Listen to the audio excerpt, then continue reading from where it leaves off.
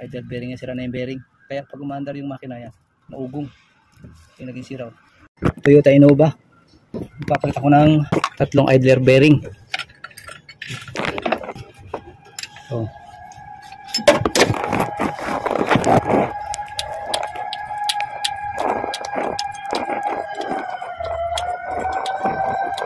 Ang naging sira nito, maugong pag umaandar yung makina.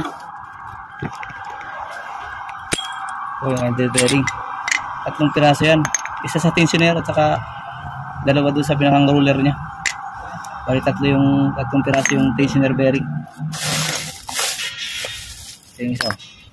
Yan, 3. Yan yun, oh. Idle bearing niya, sira na yung bearing.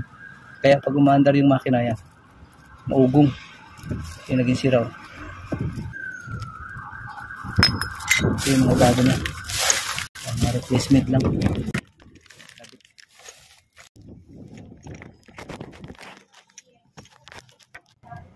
Ito naman, madali lang naman sa ikabit. Ito yung isa.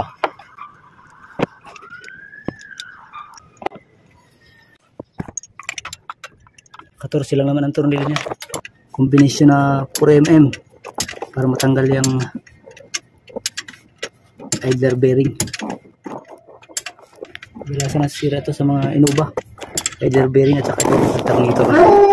Madalas masira itong pulley. Yung pulley na yan. Combination ng Toyota Innova.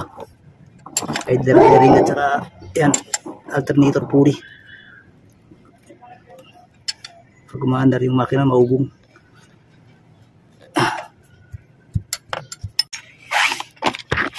Nalitan ko na rin ng dry belt.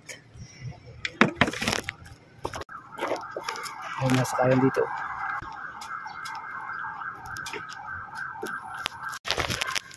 Nakabit na yung dry belt.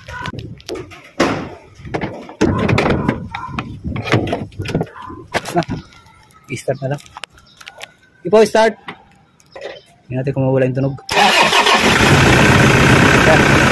Ayos na. Wala ng tunog. Tahimik na.